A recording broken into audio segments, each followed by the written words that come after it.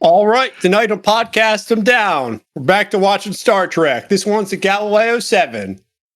We learn all about Kirk's quasar directive. Oh, and 2 people die. All right, hit it, Tim.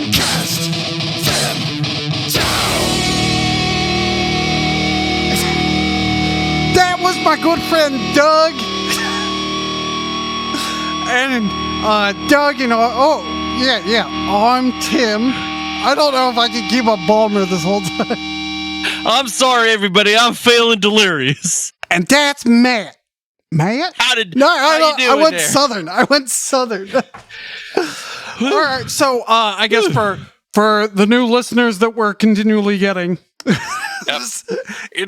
this episode we are continuing our rewatch of Star Trek: The Original Series and deciding exactly how good and how metal it is. And which are 2 separate things. 2 separate things, because it could be metal as fuck, but also terrible. And it could be great, but not metal at all. But not metal. But that's we probably have a very objective system that you'll learn about as we go along. Exactly. That's right. All right. And as usual, I will watch the episode for the first time ever during the episode. So here we go. One of you has to talk now. All right. It's been so long, it's been... I forgot how we even do this. Well, what's funny is this episode's probably airing a week after the last one. So the time for the listener is 1 week, not months. That's why we invented star dates, because the effects of the time warp drive have created such relativistic effects that it's very difficult for us in motion to have the same frame of reference as people stationary in planets, which is why we created these whole things to begin with. Yeah, I can't do rate the artwork on this one or not. No. That's something else. That's something else. I would like to point out later that there is a shuttlecraft named for Scott Columbus. But again, we're getting ahead of ourselves. So we begin, and we're fresh off March Manowar Madness, and Matt apparently can't get Manowar out of his brain, which is a great metal problem to have. Yeah, that's a great metal problem, which you may or may not know about. The Metal Problems episode is probably going to air a month after this one. Right, so get ready for metal problems. Here's a metal problem. We know all about metal problems, and you don't. So think about that for the next month. You know how we begin, Doug? We begin by reading the captain's log. That's right. So we begin in the teaser. Here's the captain's log. Captain's log, stardate 2821.5. En route to Makis 3 with a cargo of medical supplies. Our course leads us past Murasaki 312, a quasar-like formation. Vague, undefined, a priceless opportunity for scientific investigation. On board is, now I'm going to editorialize, on board is Galactic High Commissioner and known dick, Ferris, overseeing the delivery of medicines to Makis 3. Well, his outfit makes him look like a dick.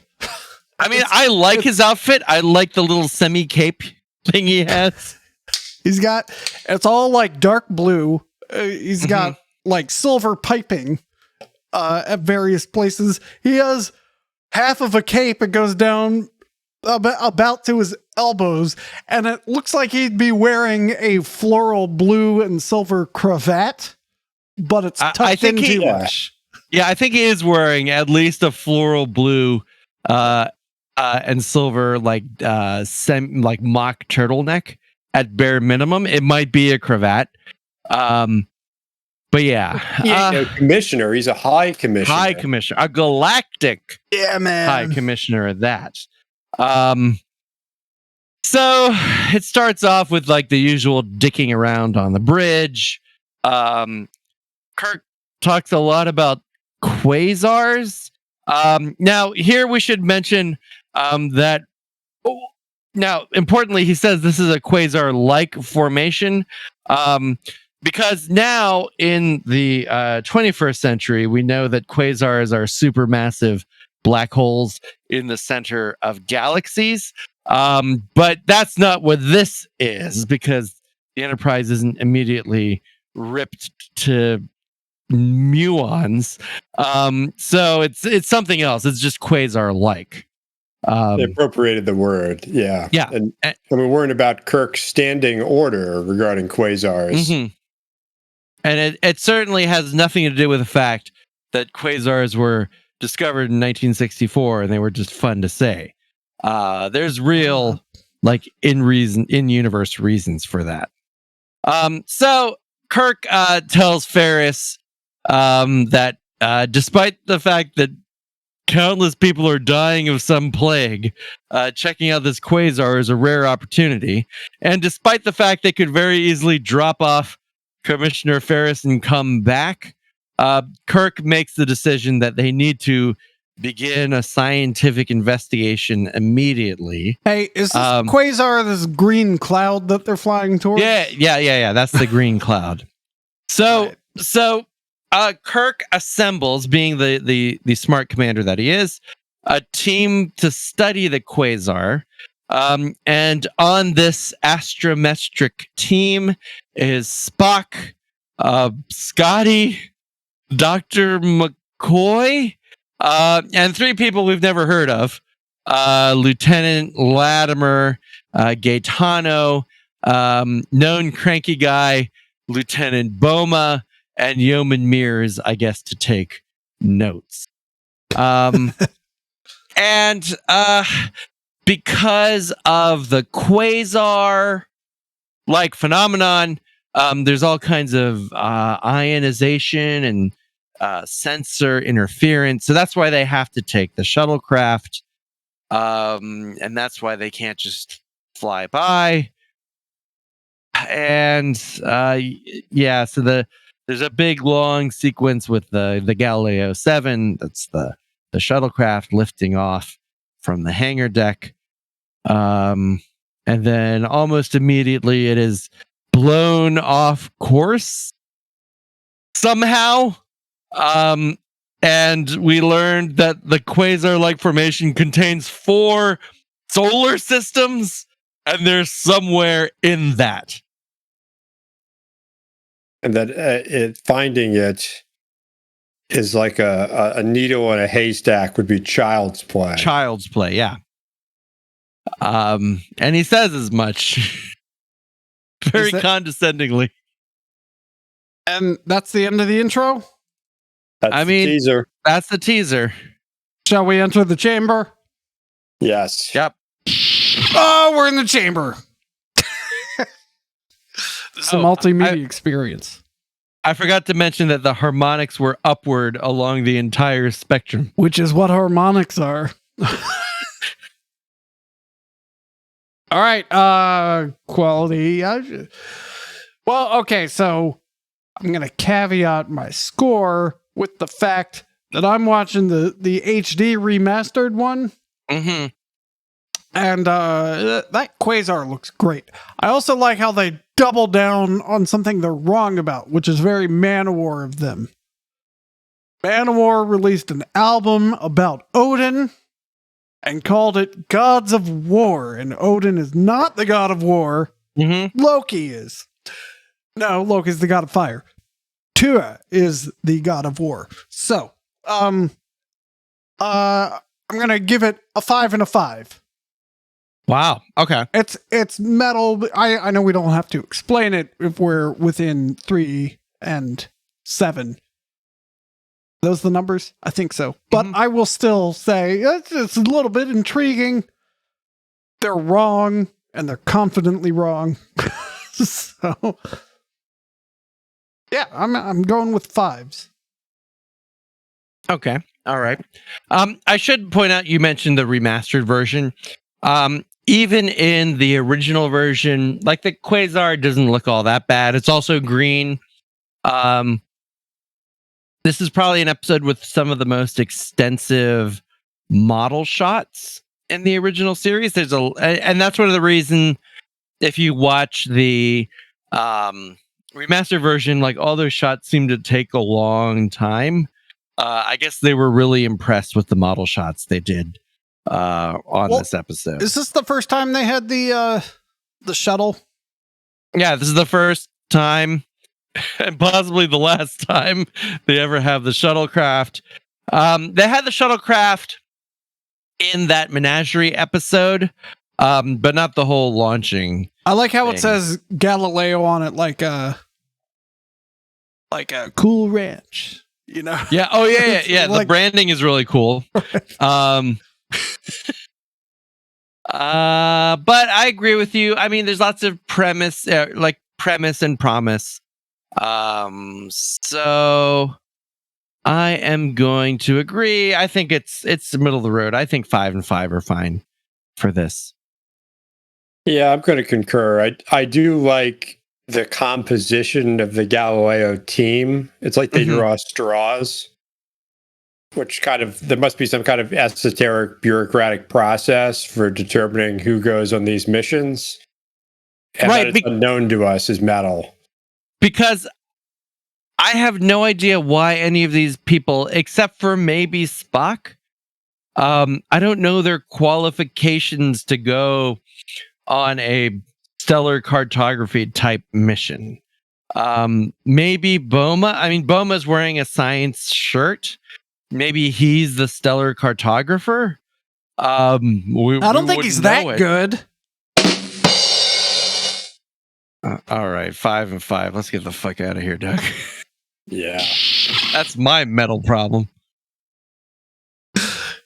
He is a stellar He is a stellar cartographer. Damn it. I didn't put we'll do it live on this. All right. I'll read what I have noted as a overly florid captain's log. The electromagnetic phenomena known as Murasaki 312 whirls like some angry blight in space, a depressive reminder that 7 shipmates still have not been heard from. Equally bad, the effect has rendered our normal searching systems useless. Without them, we are blind and almost helpless.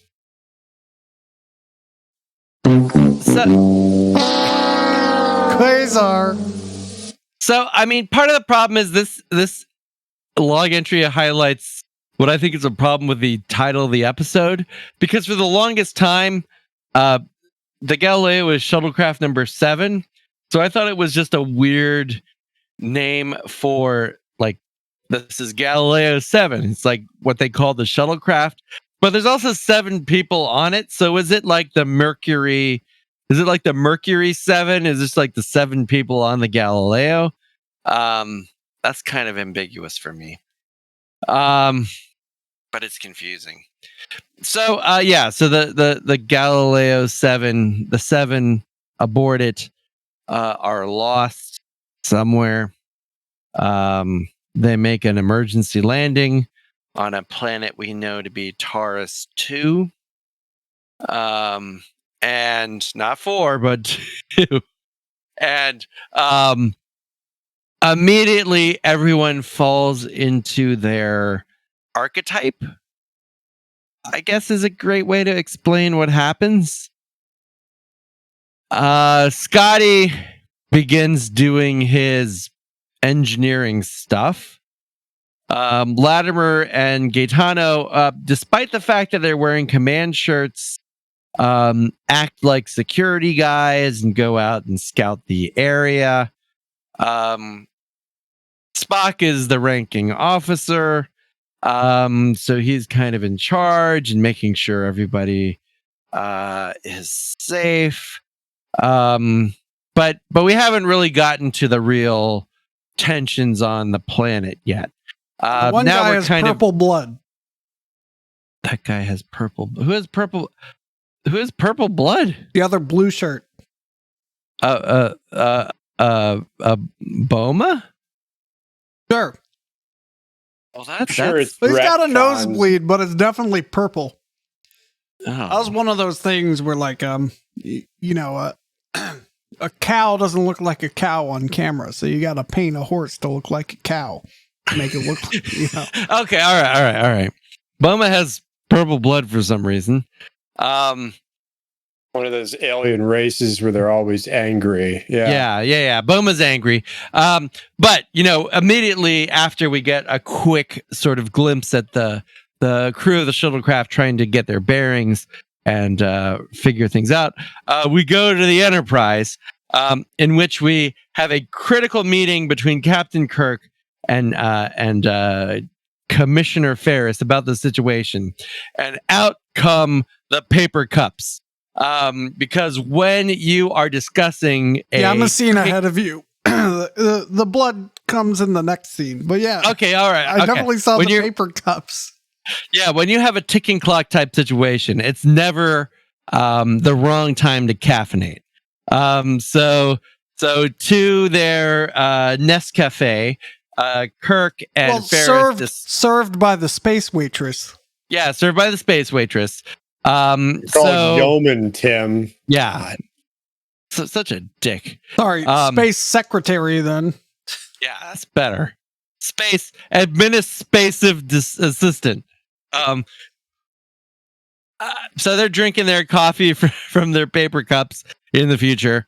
And Ferris is already complaining that they should give up the search, despite they've been stranded for mere minutes. And Ferris is like, they're lost. Let's get out of here. And they fight. And Kirk mentions that he has 2 days to find them until whatever, the fire plague or whatever becomes critical. And luckily they discovered that there's an M-class planet in the system. So they say if we're ever going to find them, maybe they're on this planet. That's the only hope we have of finding them. So they decide to go to the planet. All right. Yeah. Then we cut to the planet. McCoy says there's okay, but it's not running weather. Then they start exploring, and don't they immediately? Oh, there's the whole thing about the they need to get airborne. Yeah. But even reach orbit, they're going to need to lose about 500 pounds. Yeah, we learn a lot about shuttlecraft design here. So number one, shuttlecraft are extremely well designed. So there's almost nothing extraneous on them. There's no equipment whatsoever that can be removed that's not essential. They are beautiful pieces of precision engineering. But again, it is the fuel situation, right? They only have enough fuel to get into orbit if they lose 500 pounds, which Spock immediately recognizes as the weight of 3 grown men. And luckily there's 7 of them. So 4 will survive and 3 will not. If they film this now, you'd only have to get rid of 2 of the guys. Yeah. And very true. And so they just kind of bicker about who's that gonna be. But right now they have no working shuttlecraft, so that's a secondary consideration. Right now they need to see if they can fix anything, and then they can make that grim decision later. Yeah, and then they launch the Enterprise launches the Columbus. Mm-hmm. I like when it launches, it looks like a little poop coming out. It's over the commissioner's objections. He just thinks they should die. Mm-hmm. And McCoy tells Spock this is his big moment. Yeah. So despite the fact that Spock has been the first officer of the Enterprise for nearly a decade, we learned that he's never had an opportunity to command any mission. And apparently this is his first command ever, which seems puzzling. But nonetheless, we could probably chalk that up to space racism. I mean, if you love space racism, you'll love this episode. But yeah, so elsewhere in this act, we learn the transporters don't work. Everyone is pissed off at Spock because of his logic. But Spock says that logic is the best way to command. And just everyone's complaining about logic. Everyone has a big problem with Spock's logic, except for one guy who remains conspicuously silent, but we'll talk about him in a little bit. Meanwhile, Latimer and Gaetano have been out exploring the papier-mâché rocks, and they hear a bunch of crazy sounds of creatures we can't see. Yeah, and I do love how, I mean, Spock's already losing command authority because they go down that whole rabbit hole about the hypothetical selection process for leaving people behind. When at this point, it's a Class M planet. Why is this even an issue? Anyone left behind can be rescued. Yeah. We don't know. And he allows this discussion to simmer and participates in it. Holy shit, that's a great point, Doug. It's not like a poison gas planet. It's like we'll get help and we'll say, hey, Latimer and Boma are still on the planet. Go get them. They won't be running any marathons, but I think they'll be okay. Yeah. And then the whole, I love McCoy, like he's doing his usual advise and counsel of senior leadership, which is like his thing, but then he immediately undermines Spock's command, his friend. Can you believe this guy? Like he tells the military officer who has the most problem with his commanding officer that Spock's problem isn't in his head, it's in his heart.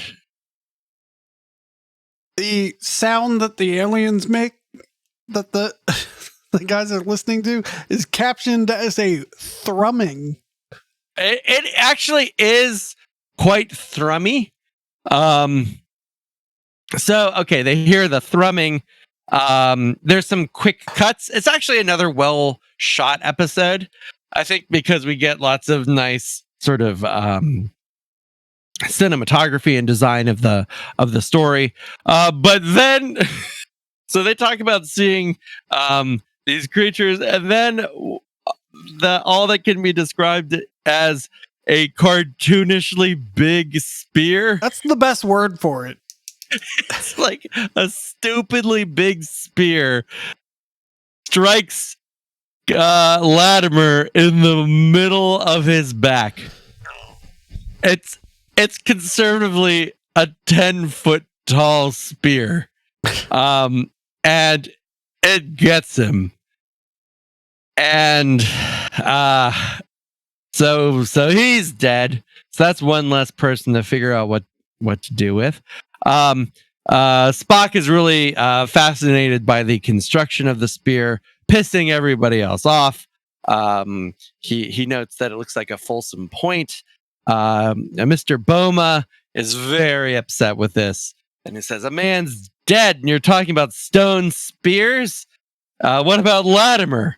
And Spock says, "My concern for the dead won't bring him back to life, Mr. Boma."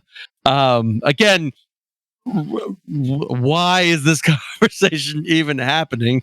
But Spock's inquisitiveness and logic is trying trying the patience of the rest of his crew. Yeah, and then they don't want the body in the way. Well, Spock doesn't think it would be inefficient to haul it back, acquiescing to the crew's desires. All right, into the decision chamber we go. That's Act 1. Someone else go first. I have numbers in mind, but I don't want to go first. Well, I mean, what do we have here? We have a grisly death. We have emotion. We have but we also we have unnecessary drama. Unnecessary drama. We have a bureaucratic authority figure being unreasonable. No self-awareness whatsoever. Yeah, Two of them, too, actually. Yeah. Actually, yeah. I'm glad we had this discussion because I'm going to change my original numbers. So I'm gonna give this both 7 and 7. I think it's pretty metal. There's lots of anger and being impaled with a 10-foot stone spear is pretty metal. And I also think the tension is good. It's a little ridiculous when you stop and think about, for example, the actions of the Galactic High Commissioner and his whininess. But that's good, and there's nothing more quality than he just doesn't care about anyone else, which is pretty metal in itself. I mean, he cares about the new Paris people, I guess, or maybe he'll get a promotion if he delivers the medicine. Paris isn't metal. So yeah, 7 and 7 for me. I wonder where that French black metal scene is. Well, hold on, and so he's Commissioner Paris, and they're going to the new Paris colony? Well, he's Ferris, which sounds like Paris. Yeah, that's a good point. Yeah, but you know what, Doug? I also the way they pronounce the name of the colony, which is Makis, I also thought sounded like Ferris. So I was like, is it his fucking planet? And I guess we don't know that he's not from there. He is acting he's acting like a space French person. Yeah. The 23rd century. And the notion that you could just make a new Paris, that's pretty metal. That is. Your crew is already dead. Let us go. I'll give I don't want to just give 7s out like that. So I'm going to give 2 6.9s. 6.9. So that's a pretty metal score. See, I'm gonna Doug's gonna be transgressive. I'm gonna go up to a 9 on the metal. Wow.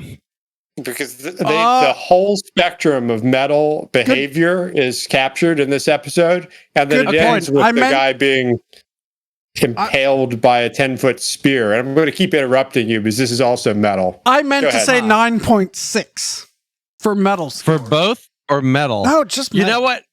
I now this might be somewhat in my haste. I'm interrupting. In my haste to put out the score, I said 6.9 for both, but what I meant was 6.9 for one and 9.6 for the other. You know, I actually your mind and not admit. I give Tim a metal point. Ooh. All right, ding. Do I have a ding? I do have a ding. Right there. You know what? I'm actually going to bump my metal score up to 9 as well, because this is, I don't want to swayed.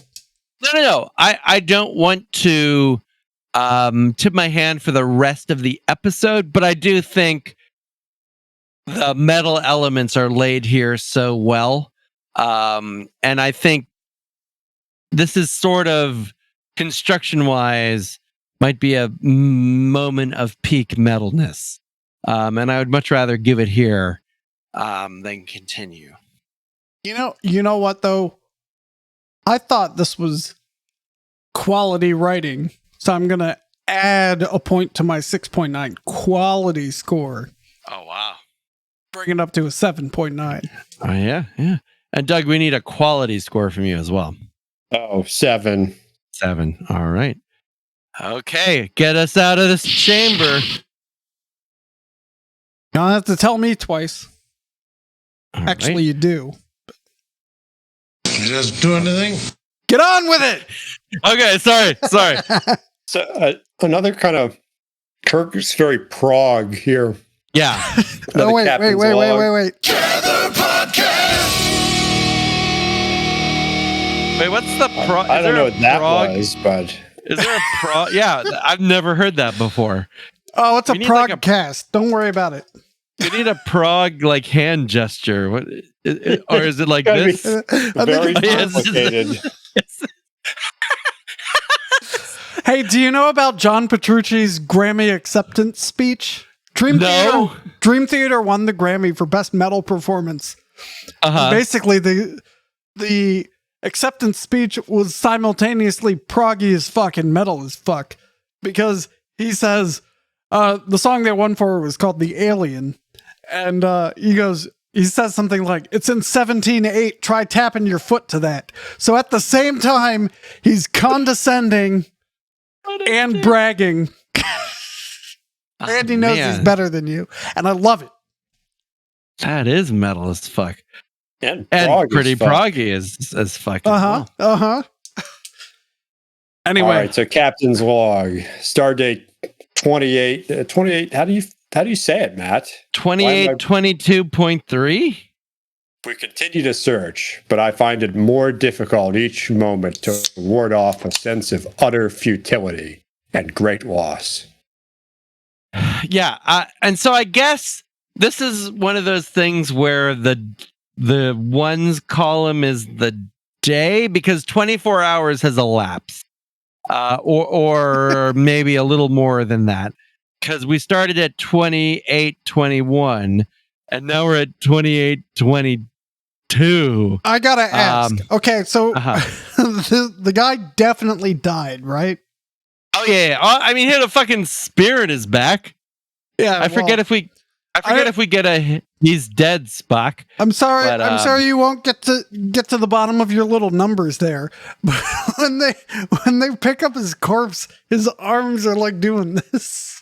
Well, you don't know what it. Have you ever been? They're flopping up. No, the actor is clearly moving his arms. Have you ever handled a corpse that had a gigantic Folsom point stuck into the back of it? All the time. That could do all kinds of soft tissue damage. Paris too? Not on that planet, no. Yeah. You're saying the nerves were so damaged, maybe when they pick him up, know what's in the air. Causes his arms to move? Maybe he's an alien. Maybe it's all that krypton in the air. We don't know. So there's the dead guy, who may or may not have been there for several days. The timeline's a little weird. So they take his body back to the ship. Oh, there's a debate whether or not they should bring the body back to the ship. And of course, Mr. Boma says we need to do it. And Spock is like, that's bullshit. But he agrees with them, as long as their burial procedure doesn't interfere with repair efforts. And as a good commander trying to show camaraderie with his crew, Spock offers to help carry the body, and they both give him double middle fingers and tell him to fuck off. And maybe that's what the corpse was trying to do. Maybe. The Enterprise is searching. They haven't found anything. Kirk. So there's a great contrast between Spock's leadership and Kirk's leadership. Kirk is trying his best to search as wide as he can, as quickly as he can. So, for example, he orders Sulu to tell the shuttlecraft to change its course so it can cover more of the planet, even though that might leave search gaps, hoping that somehow the search pattern, a little less thorough, will somehow cover more of the planet and give them a clue. And I think I have in my notes, why better isn't Sulu right? Yeah, I think Sulu is right. But Kirk, I guess, is reading the room and knows he needs a morale booster. So, right. Even though introducing so many failure points, 12 miles, 12-mile gaps. Yeah. I think what Kirk is doing is both trying to be as thorough as he can, but also preparing his crew for a possible failure. And saying we tried as best we could, and if the search party had only covered half the planet, that would be more sort of regretful than doing this sloppier search pattern that covers the whole planet. I'm honestly not sure. So in the establishing shot for the next scene, They're back down on the planet. They show the shuttle. I take grave exception to the shuttle. So on it, it says NCC-1701/7.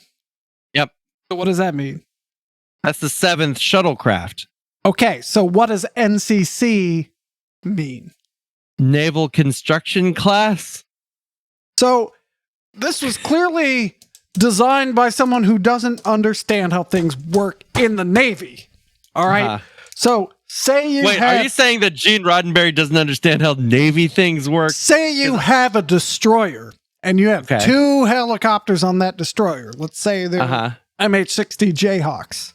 Okay. The tail numbers of those helicopters are not going to be have no relation to the whole number of that ship. They're totally different. The point of calling something an NCC is so you know what it is.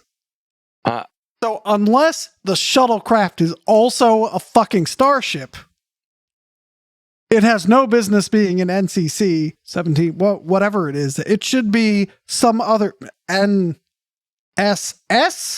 NCS, something. You know, it has the wrong classification written on its side. But perhaps they classify these things for the exclusive use of particular starships. But then what's the point? What's the point of having Navy style classifications on these things?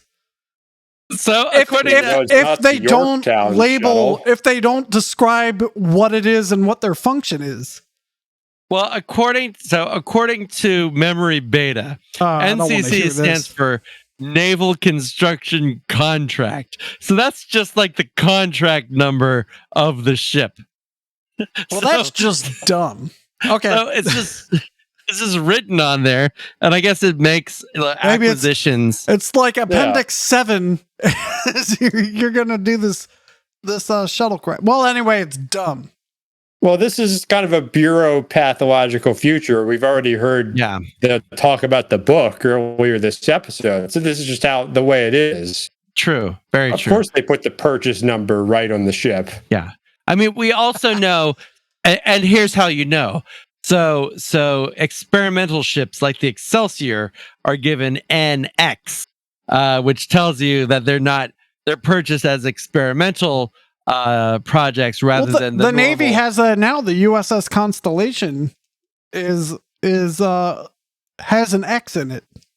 Right. Yeah, because that's, it's not the same kind of contract.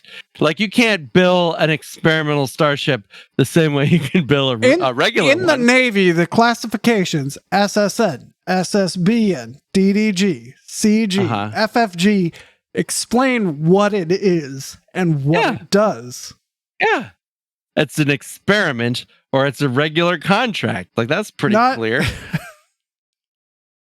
I mean, Starfleet, it has to be said, is not the U.S. Navy. That's very true. It's not like all these ships have USS in front of them. No, this whole thing is maybe headquartered on an old Navy base. And I think someone did something stupid in the original series, and now they're fucking stuck with it. That has never happened. It's never happened at all. I'll die before I acknowledge that happens because it didn't. Right. And we all know that the USS for these starships means United Spaceship. And just because Kirk doesn't mention the Federation until next season doesn't mean there isn't a Federation now. It's definitely true. All right. I'm asking Google something. Are there Star Trek ships not with NCC? Apparently not. There are. Apparently not. Well, I mean, it depends on what you mean by a Starfleet ship. So, for example, the USS Raven, which is a research vessel, is a non-Starfleet Federation ship. Has an NAR registry number. And I And believe what does NAR mean? It means a research ship, Navy something research. So what you're saying is that it describes what it is and what it does? Possibly. But I mean, it's much more of a. It could be a prefix for its construction. Well, it was bought under procured under a very broad contract. Oh, So they couldn't get the contract number. Yeah. I mean, it came from a different ways of buying things. Exactly, it's a different purchase order. Rather than like Starfleet vessels have one procurement system, and ships like the Raven have a separate, because it's a civilian ship, right? So it has a separate procurement system, even though it's all Federation technology. I don't like it. All right. I don't like it. Let's move on. It's like a Navy vessel. It's like the I don't know, one of those like cold tenders or something. It doesn't get a USS. It's like a USNS or something like that. See? What are the Coast Guard ships? Yeah. USCGSCS. Well, the Coast Guard ships, it's odd that I know this. The Coast Guard ships get the classification, but no one knows it by that classification. Oh, man. Like, they know it as a cutter. All right. So, and not the country. I have in my notes, Scotty, no fuel. Then I have Spock espouses utilitarian philosophy, refuses to speak at burial. Yeah, Spock does not want to talk at the burial of these two people. Or no, sorry. Only one person is dead right now. Hey. I mean, what during this conversation they appear to be playing with like toddler toys, brightly colored cylinders. Those are things that were extra weight on the shuttlecraft, despite the fact that there's very little weight. I guess they found some stuff. It also strikes me odd that at no point do they remove the chairs. Now, maybe the chairs. Where are you gonna sit? Well, maybe the chair. Well, as you'll see, people have no problem sitting awkwardly on the floor. But maybe the chairs are just too hard constructed into the hull or something. Then they have a weird conversation about the sociological structure of the monsters outside and whether they're tribal or pre-tribal, and how this affects their strategy to dissuade them from attacking the party anymore. Oma just interrupts Yeoman Wares to advocate violence. Yeah. He's like, we just got to hit him back. And Gaetano is really pro Boma's strategy. There's more thrumming going to happen. Spock says that he dislikes Earthmen's propensity for violence, and suggests that there's a more non-violent way, perhaps by scaring them off, but not necessarily injuring them, to frighten them away. There's a third course. Yeah. Then they go execute that third course as Gaetano screams about vengeance. Mm-hmm. And then Spock sort of has them fire blindly to no apparent effect. Yeah. But for whatever reason, it appears to scare them off, at least temporarily.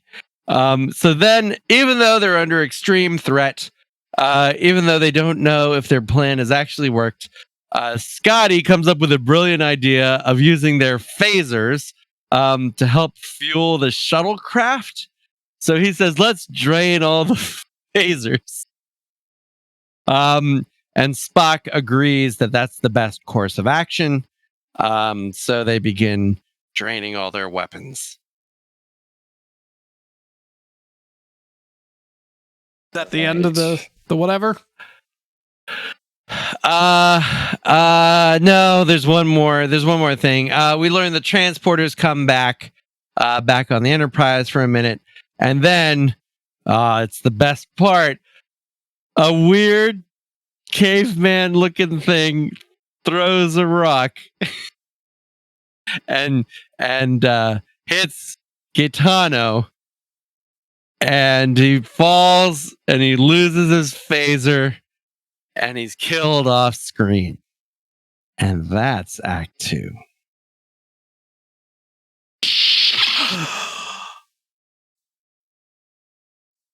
All right. I'm, well, we I'm didn't still mention upset it. by the NCC thing. It would be pretty metal to take that out on the score, but not Mhm. acknowledge that. Well, we'll I see do what the like score is. how the red shirt offers sort of a half factual opinion about the safety of the transporters. And they're like, yeah, okay. They're like, yeah, sure. Yeah, the boxes came back okay. I think it's safe for human transport. Yeah, It looked earlier all right. on they had beamed some boxes that didn't come back so good, but now that the boxes are working. I also have no idea how the sensors don't work, but the transporters do. Because that seems like it would be more complicated to get that to work than the sense. But, that's why I'm not a transporter technician, Yeah. because I don't know these things. Probably some kind of mechanical aiming Yeah. beam. And Yeah, that's essentially probably true. the orbit is predictable, Anyway, Mhm. yeah. All right. Said my thing. Would want to give some scores? Well, I do like how, first of all, Spock is very overconfident in the success of his third course. Mm-hmm. I really like Spock's condescension Yep. and blind embrace of simplistic utilitarian philosophy. Mm-hmm. All that's very metal, both in content and form. Yeah, because he can't just say it. He also has to say it dickishly. Mm-hmm. And then live it, and then not notice, choose to ignore anything contradictory for as long as possible. I like when they fire their phasers. They clearly drew it onto the film somehow. Mm-hmm. So the actors have to stay very still. They aim, but you can't stay very still if you're holding something out at arm's length. But I'm sure the memory phaser data beam has is an explanation perfectly for why that makes stationary. sense. Yes. Yeah. All right, throw out some numbers and I'll tell you if you're right. Dead air. I feel like the last act hit some highs. I feel like that was sort of peak everything. Mm-hmm. Bit metal in a behavioral sense, but then again, telling people they're idiots and you're uncomfortable with their primitive culture, and why don't you embrace this simple utilitarianism and the one way? They in also my leave the third only woman course. helpless. It's pretty metal. She's now dependent on them. Yeah. They take her Yeah. phaser. Yeah. But I mean, she wasn't going to use it. That's why they gave her that whistle to call a man. All right. All right, no one wants so to commit, so I'll commit if no one else will. Fuck you. We'll commit. Yeah. Then commit. 8 and 5. God, what the fuck? Wait, what's the 5? Metal 8, quality 5. Oh, you're wrong. 7 and Oh. then 6. 7 and 6. It's fucking 8 and 5, but for No, it's different not. reasons than No, it's discussed. not. Yeah. by Fuck Matt. you, Tim. Fuck Yeah. you. All right, All right, out of the chamber. Out of the chamber. We got shit to do. Okay, so we know that Gaetano is killed, but our plucky Galileo 5 don't know that yet. So they go off looking for him. They find his phaser. He orders Boma and McCoy back to the ship, and tells them to hand over Gaetano's phaser to Scotty for conversion. Boma, as usual. Point of Protest. order. That happened before the break. Well, that's what this says. I'm reading Act 3. Well, you're wrong. Well, I don't know. Now my notes say Fox finds Katano's phaser, redistributes. Well, as Goes long to as do you both know science you're and- wrong, but let's go ahead.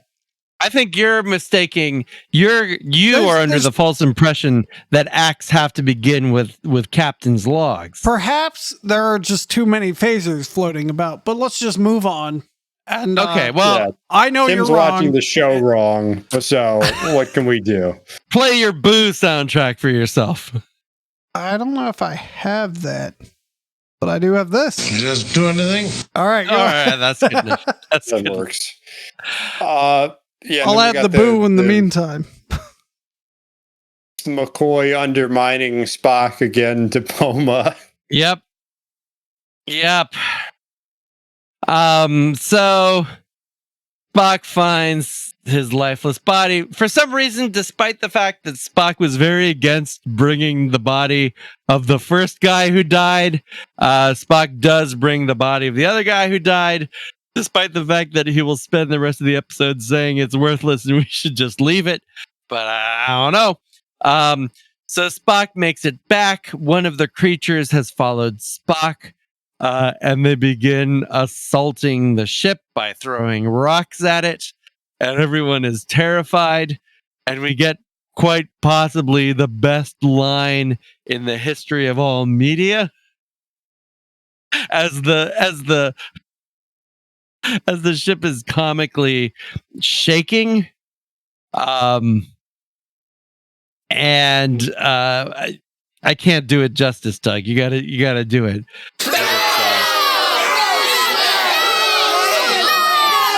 That's for you, since you won't do it. Oh, but I mean, it's just so great. All right, what is it? Someone do it. You're ahead of me. We're ahead of you. Well, what's going on where you're doing it? I don't know. Spock's How are we about ahead of to- you? There's a guy lying Yeah, on a rock. Okay, we did Spock's that doing already. this. And now he's moving the corpse around. Okay, yeah, we just said that. We Well, just I got was to that. looking for this, motherfucker. God damn it! This is what happens when you distract me. All right, now is Your cold logic is ruining our human emotive process of enjoying the show. All right, so now there's like too many shots of him carrying this corpse. Oh, Okay, and a keep giant cartoon spear almost just missed. Yeah, look out. Oh, and I Oh, hit no. the rock. They almost hit Uh-huh. Leonard Nimoy. All right, we're getting close. All right, and now there's the shuttle with the stupid classification on it. There's more spears. Mm-hmm. A bunch of their blue shirts are spilling out of it like it's a clown car. Uh-huh. Buck casually gets in. Uh-huh. There's a red shirt on the. Is that Scotty? Yeah, it's Scotty. Looking through a children's toy at the hole in the floor. Uh-huh. Buck sits down like he doesn't give a fuck. But he's stunned. I mean, I'm not sure if stunned is the right word, but he's The stunned. windows work now. They didn't before. Uh-huh. Uh-huh. All right, and Power from Scotty's lasers. reaching into the floor hole. Uh-huh. There's a great shot of one of the blue shirts' asses. Well, Mr. Spock, they didn't stay frightened very long. Most logical. Okay, the whole thing is like shaking now, We kinda, right? demonstrated our superior weapons. They should have fled. You mean they should have respected us? Of course. Yep. We're getting to it. All right. Good denial here. My They're reaction fighting. was, There's lots of "Doctor, I am not fighting. responsible for their unpredictability. They were perfectly predictable to anyone with feeling. You might as well admit it, Mr. Spock. Uh-huh. Your press's logic brought them down on it. Why isn't this the episode? This The is the podcast episode. episode. No, the Oh. I mean, Another it prediction, is Mr. now. Spock, everyone's. Oh, now it's all shaky. Uh-huh. There's a giant gently placing a rock on top of the shuttlecraft over and over again, while Scotty continues to look through his children's toy at the hole in the floor. Yeah, Scotty is very committed to his work. It's odd. Yeah.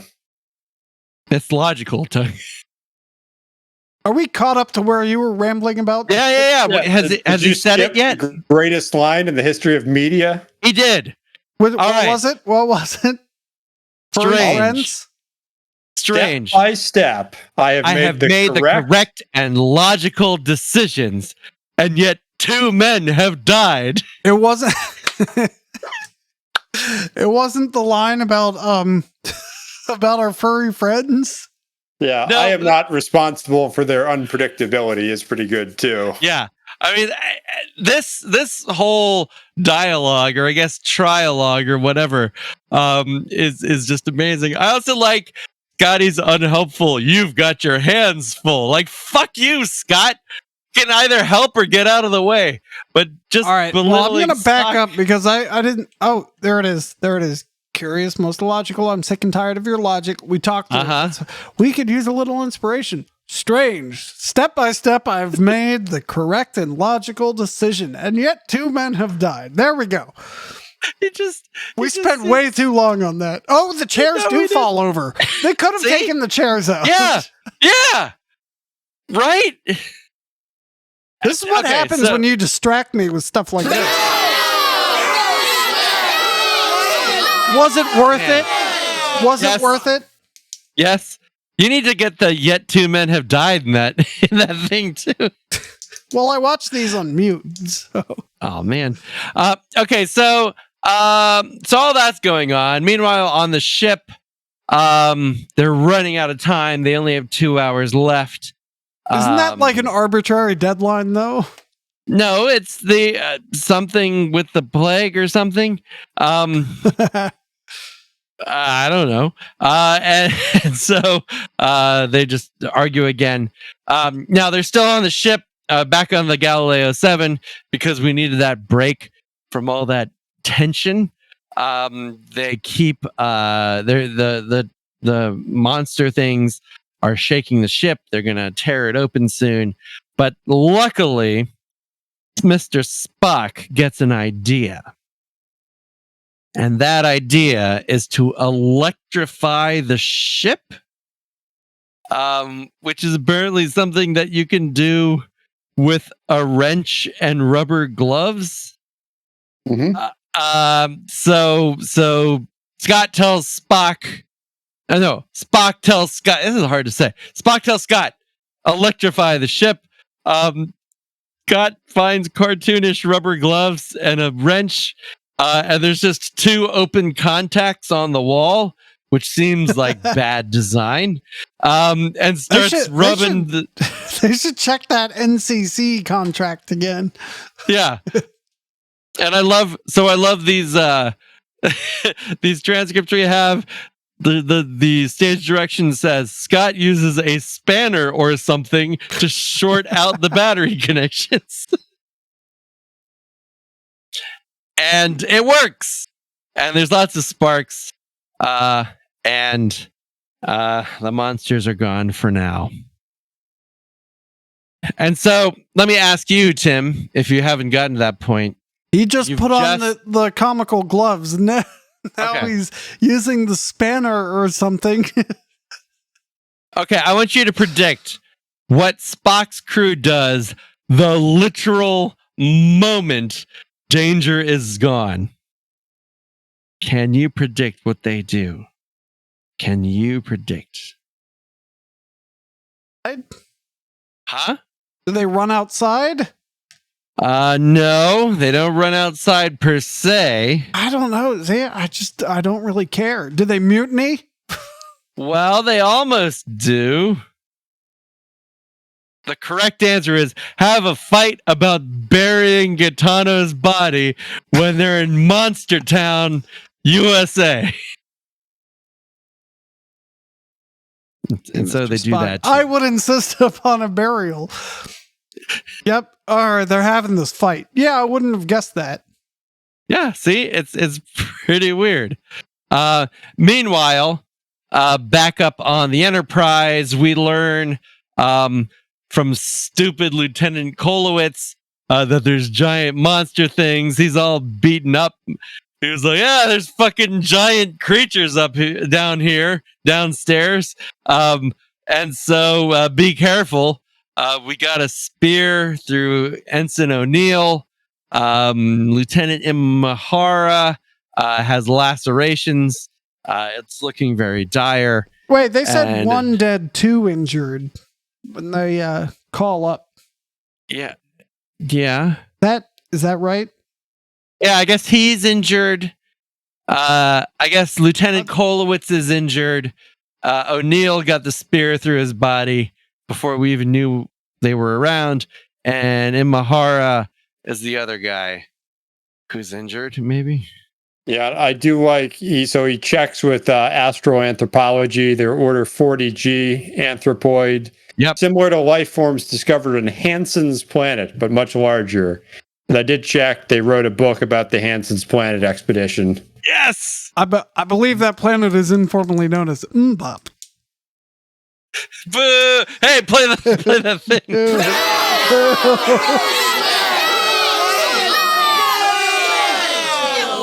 All right. And Ferris orders Kirk to check his chronometer because he's out of fucking time. Uh-huh. By the powers granted him by Title 15, Galactic Emergency Procedures, Kirk has to get his shit in gear. And that's the act. It doesn't do anything? Just doing. There, you're welcome. All right. Man, this was an exciting act. I said.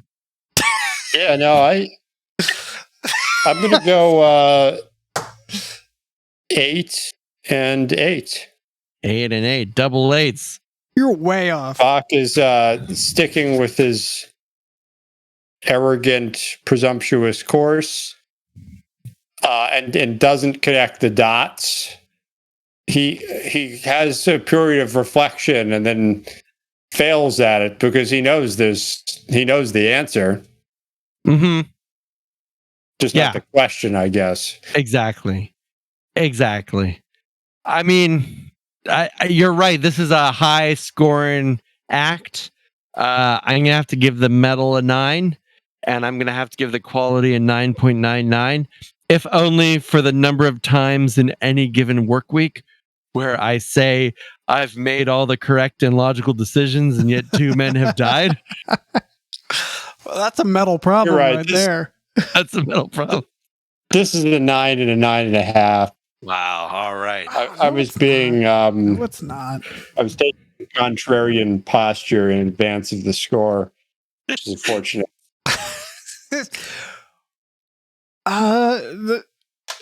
I'm sorry, I'm just stuck with the image of the giant gently placing the foam rock on top of the. So because of that, NCC 1701, Right. yeah. Yeah. /7. No, for that I'm gonna give it an 8 minus 1/8. So that would be 7.875. Equals. Wait, hold on. No, 8 7.25. 8 minus 1/8. 1 divided by 8. There you go. That's a 7.875. 875. All right. And I'm going to give that was for quality. Yeah. And I'm going to give that 8th to the medal score, which has a base of 8 as well. Equals 8 8.125. plus 1/8. Right. All right. So it only gets an 8, even though Spock says the most metal line Ever. In all of human culture, including every metal song. Wrong. You're just flat out wrong. asks- You know why? Because Manowar once said. Manowar once said many things. The reason I'm stammering here is I have a flood of potential Manowar lyrics to say that's more metal than what Spock said. For example, and that bike out in the yard, well, that's my wife. Okay. Oh, that's up there. I mean, I would love to have an episode in which we have that debate. That's pretty metal. But 2 men have died, and all of his decisions have been logical and correct. I mean, it is pretty arrogant, and it's quite metal, but it's not the most metal thing ever said. Okay, well, let's start. Can we agree that at bare minimum, it's the most metal thing anyone's ever said on Star Trek? So far, yes. So far, for sure. For sure.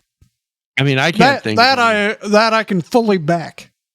Okay, all right. Well, and one of the things I was thinking of when I was rewatching this while driving, see, that is almost more metal than. You know, it's amazing. Almost. I also rewatched this episode while driving. Well, to be in the rain. To be fair, both of you picked up a pack driving. of tall boys for the road, and then Both of you are driving in like the most congested cities in the country. So not me. I took a lot of back roads. That way, there's fewer cars to hit while you're watching TV as you drive. I said I need as many curves and turns as possible. All right. Man. I mapped a route that took me past every school. Single lane highways or 2-lane highways as possible. Uh-huh.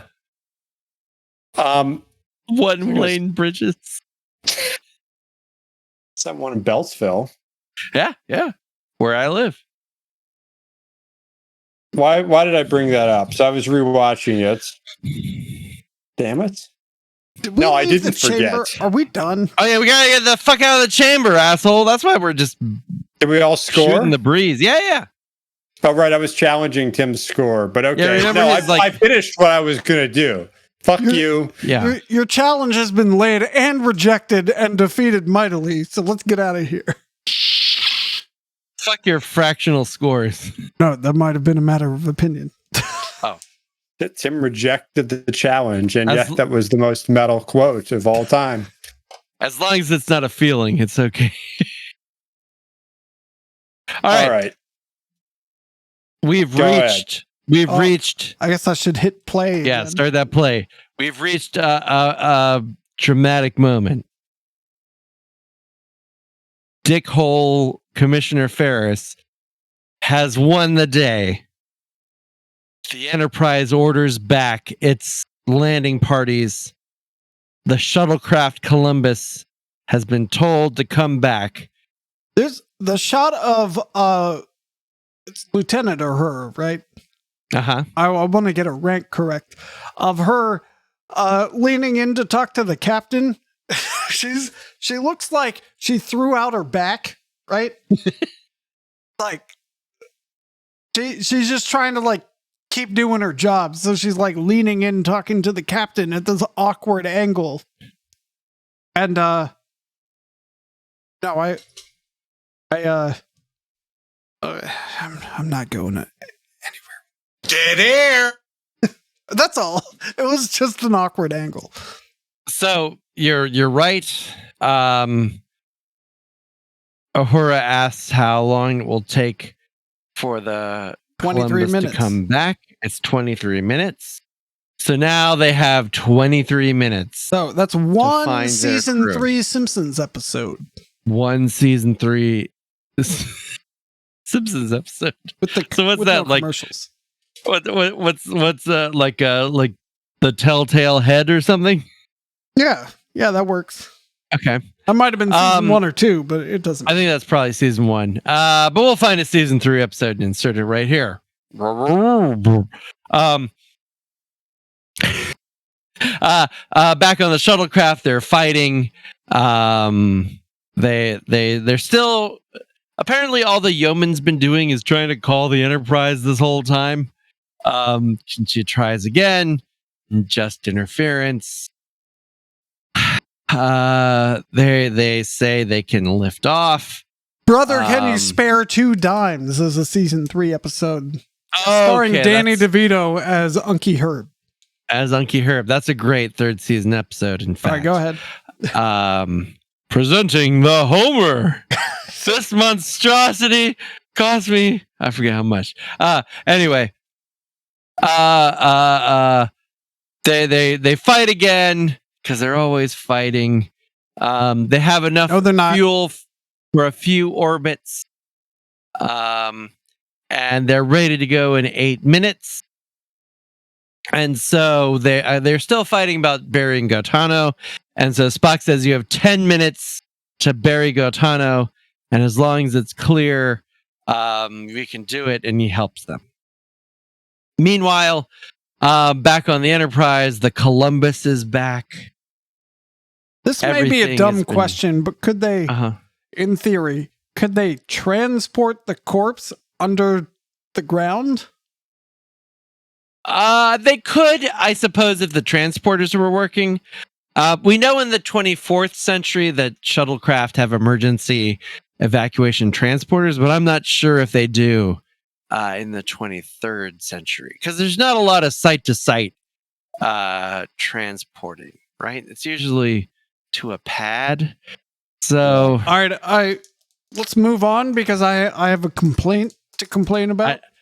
Doug, I know it's invented in the Kelvin universe. It's certainly not in the. Well, I guess they got that Romulan technology that lets them do anything. That makes sense. Or the Borg technology that. Yeah. Oh, fuck that. Anyway, okay. So, all right, big Captain Kirk moment here. Everything's all buttoned up. They're ready and secure for warp factors. And Kirk orders Sulu to proceed to Marcus 3 at space normal speed. You're supposed to play the gasp after that. Shit. What am I going to miss while I add the gas? The Star Trek soundboard is different than the regular sound board. Well, anyway. Or that. Or this. Or this. No. Dead air. Or this. No. Just do anything. Okay, yeah, that's good for space normal speed. Okay. And apparently that's slow. So because I guess it's not warp speed, perhaps. So they're just kind of chugging along, and Kirk orders all the sensors to look directly aft, despite the fact that we've already established that none of the sensors work.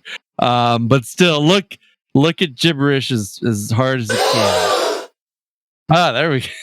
You're welcome. Smith. That would have been good. Now it's there for next time. Nice. Tune in next time. What happens next, Doug?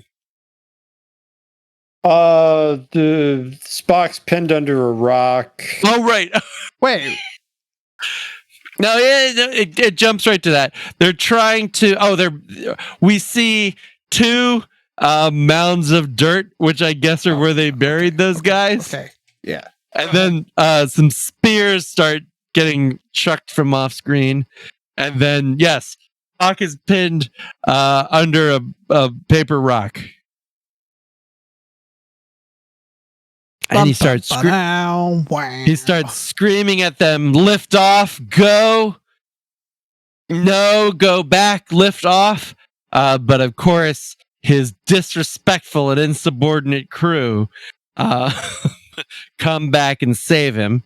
Spock's foot looks really good for something that's just been crushed by a giant rock. And he's still able to kind of walk on it.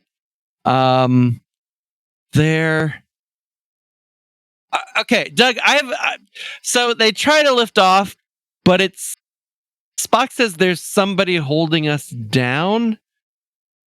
Is that supposed to mean that one of the monsters is holding them, or they have too much weight? I didn't get that. I think he's referring to himself. Sort of. Yeah, no, it's weird. Is it the weight problem? I don't know. It's ambiguous, yeah. I mean, there's shaking. It seems like the monsters are coming. They says we should be moving, but we're not. It's strange, but anyway, Spock decides to use the boosters, which will eat up fuel, but will get them into orbit rather than dying as monster food. Is this when Spock asks how much fuel they have left? Not yet. No.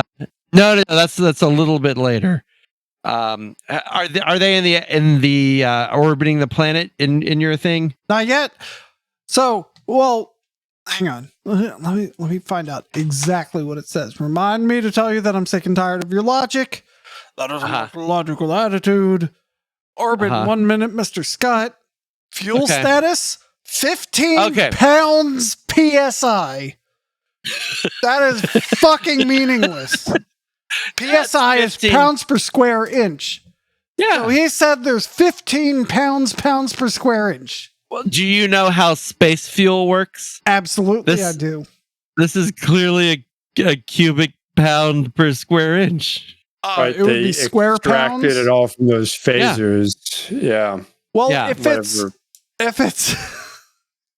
if you remember square pounds per square inch, why don't they just do pounds per inch, which is a moment, which is you would know it as a torque. Well, that has nothing to do with fuel. Okay. Well, you're a geophysicist. Yeah. Boom. Yeah. Boom. Fuck this guy.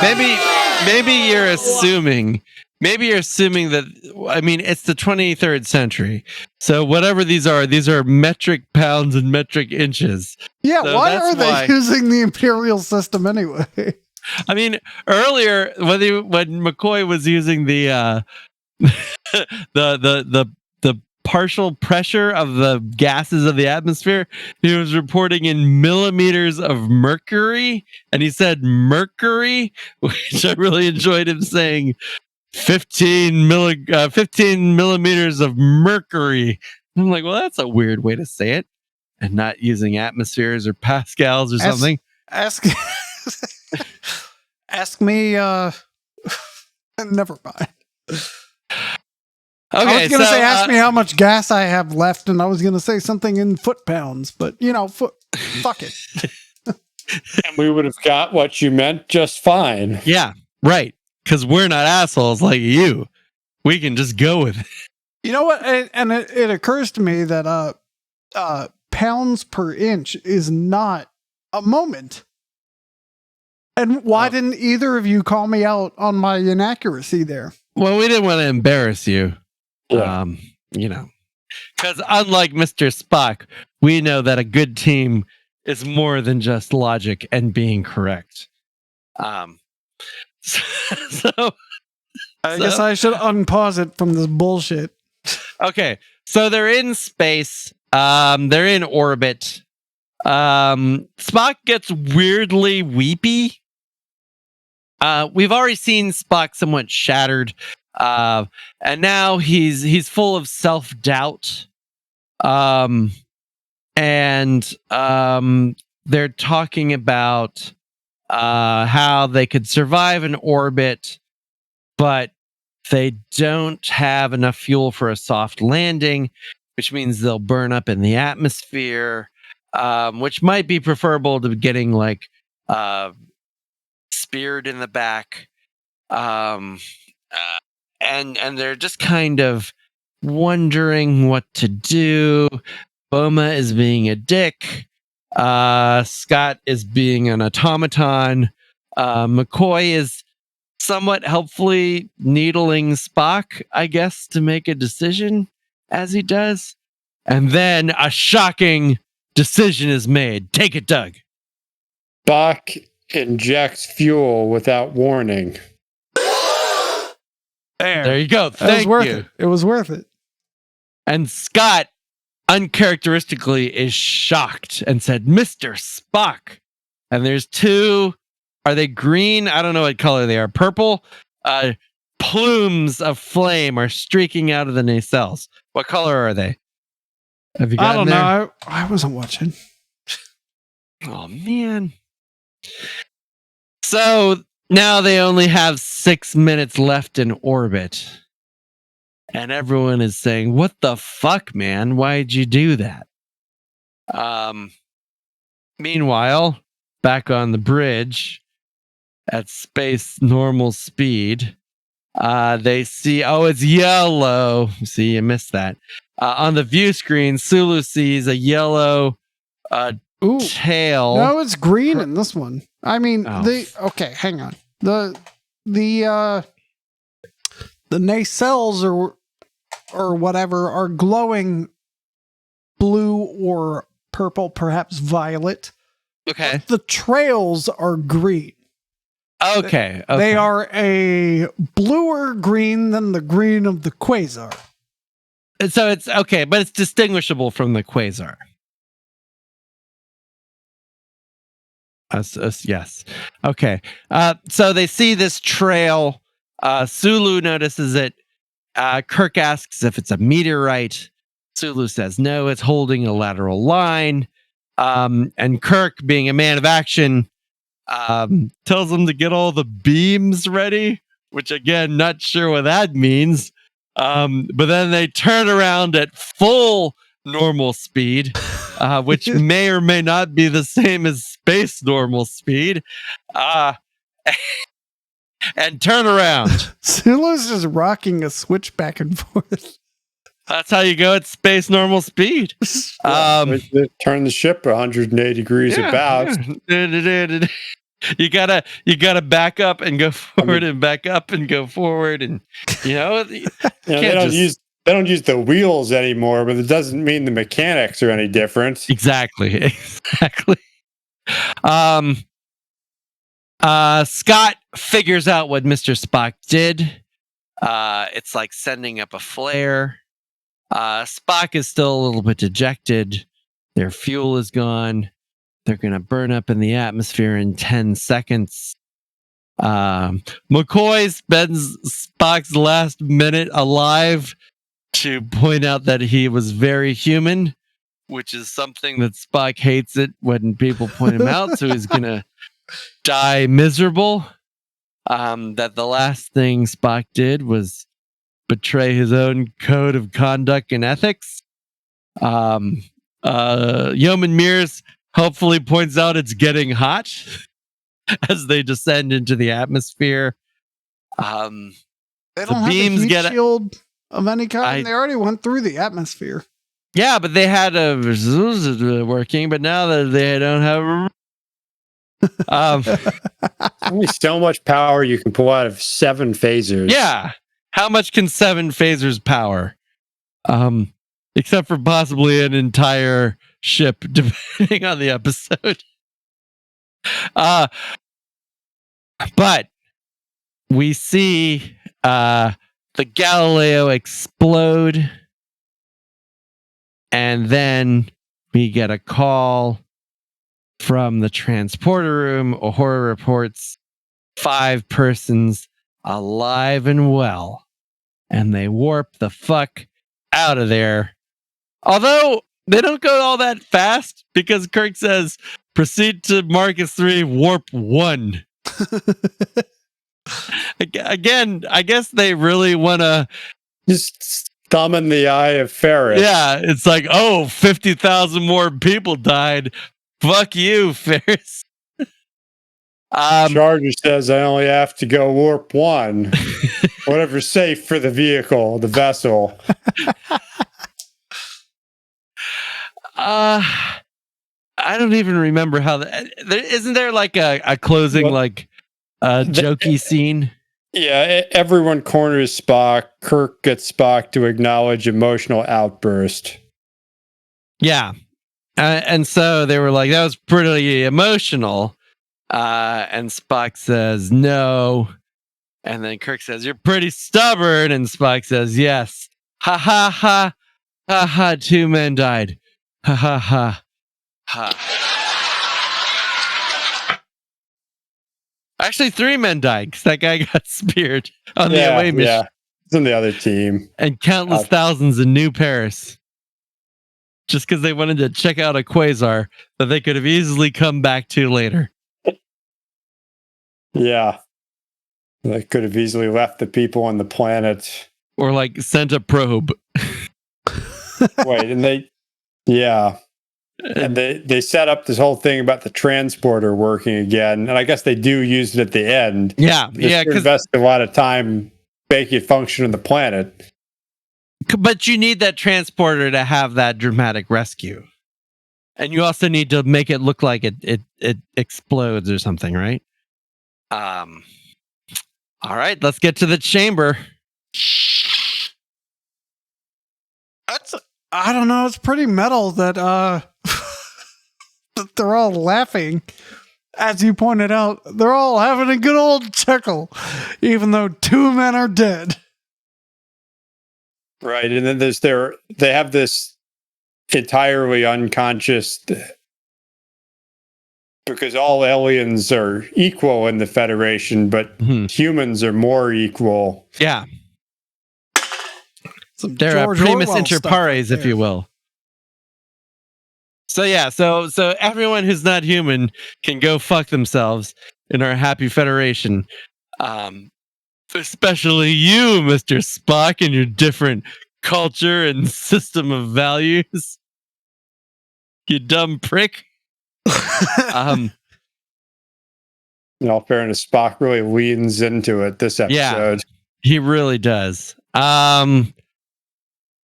It was, I think it just continues the metalness.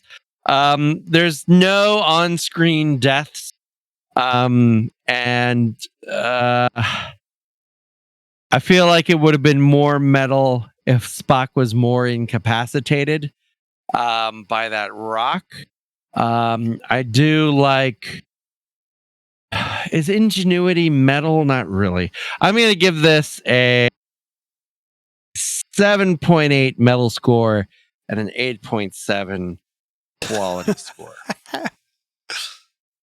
I'm gonna do that, but subtract 1 from both. So a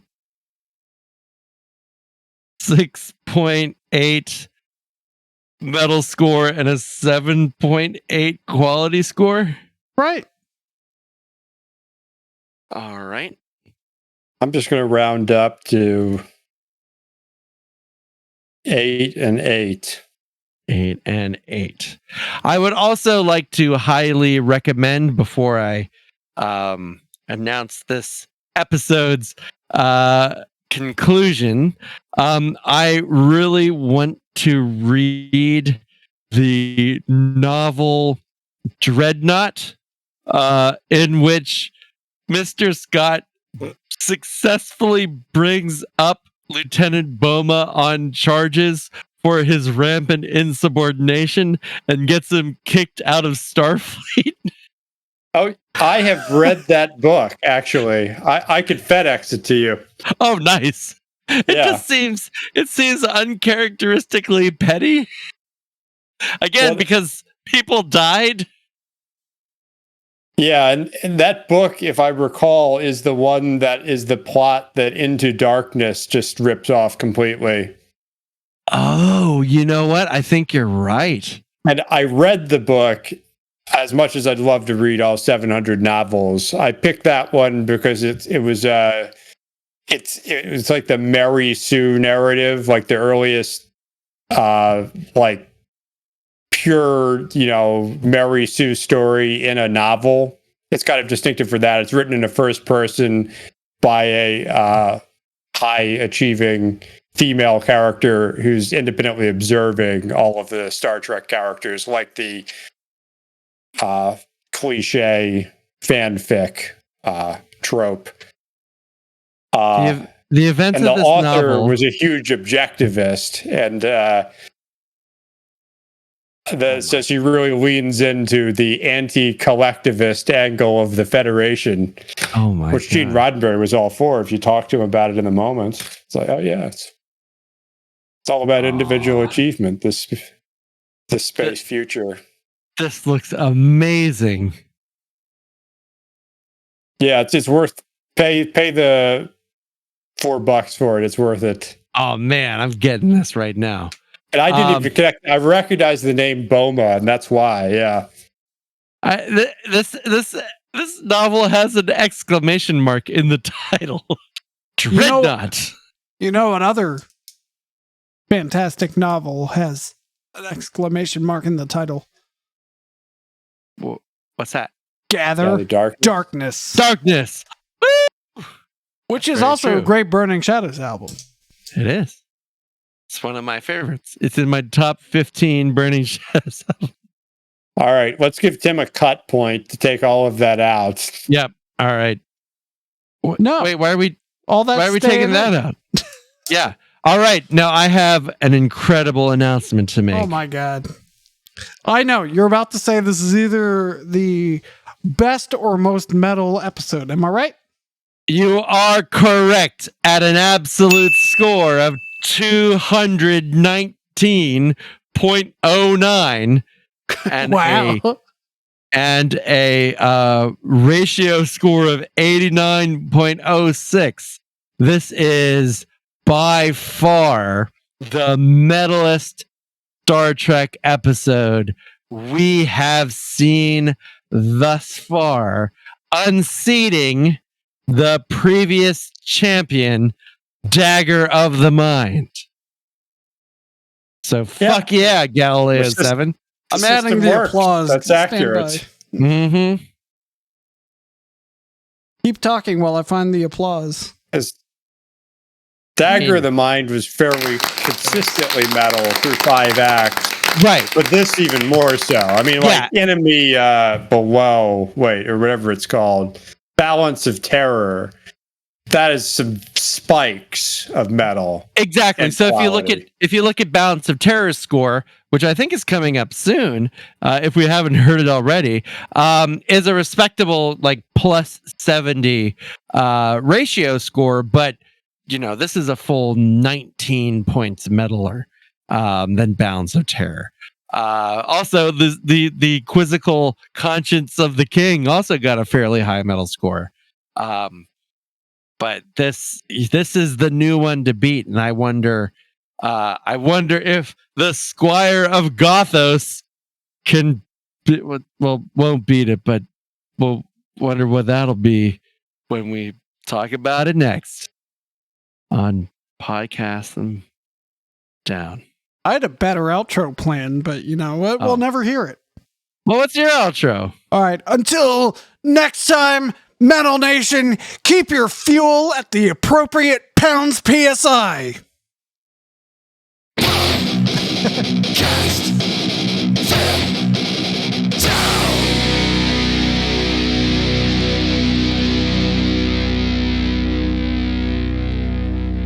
I agree that was better.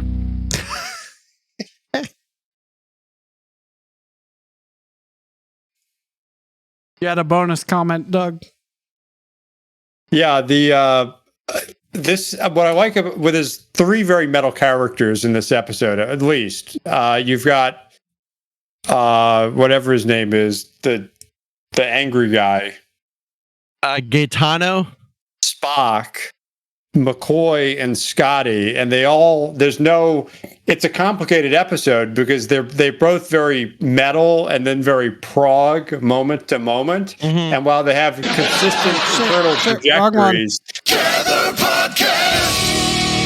they veer between all the markers, so you can't nail them down the way we would want to do in this kind of format. I also like how Scotty is just a fucking robot. Like all this shit goes on and Scotty's just like, gotta do my work. Gotta fix this thing. That's all I do. I have no reactions. I have no emotions. Yeah, I don't think this is the most he's done yet. Mm-hmm. I mean, he hasn't raped anybody yet. Hooray! Which is coming.